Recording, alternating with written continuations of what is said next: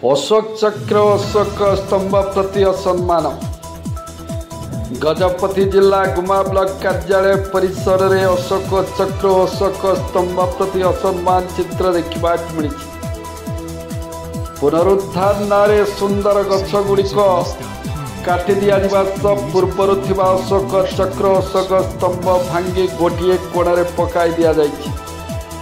द्वारा गुमा ब्लॉक जनसाधारण देशप्रेम प्रति ब्लॉक प्रशासन गभीर आघात कर गुम्मा नागरिक मंच पक्षर दृढ़ निंदा शासन माने तुरंत एक पुनर्निर्माण करने सठिक जगार अवस्थापित करने एवं ब्लॉक जनसाधारण मान निकट में प्रशासन क्षमा प्रार्थना करने को गुम्मा नागरिक मंच आवाहक सुस्थिर षडंगी दाबी कर। मो नाम सुस्थिर षडंगी जन समाजसेवी एवं गुम्मा ब्लॉक नागरिक मंचर आवाहक। आज ये आम उपस्थित हो आपण मान जनइबार उद्देश्य यही जे गुम्मा ब्लॉक रे 1990 मसीहारू आम ओडियार गर्व गौरव अशोक स्तंभ स्थापन करा जाइथिला।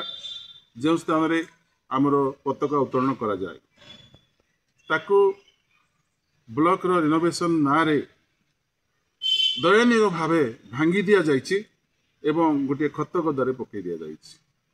से भली आमनकर गुमा ब्लॉक रे मध्य अनेक वृक्ष उत्पाटन करा जाइछि। ए सब विषय बहुत दुखर विषय। ए अशोक स्तंभ भंगा जिबा एवं ताकू अणदेखा करा जिबा आम गुमा ब्लॉक प्रशासन एक खामखियाल मनोभाव। एहाकु नै प्रबल जनअसंतोष एवं लोक मानकर देशात्मबोध भावना उपरे प्रबल आघात लगी। सेतिपाई आमे दाबी करुचु अशोक स्तंभ को पुनर्बार अतिशीघ्र निर्माण कर जाई यथास्थान रे ताकु स्थापन करा जाऊ एवं लोक मानक भावना सहित खेलिबा को ब्लॉक प्रशासन केबे अपप्रयास करंतु नाही। नमस्कार।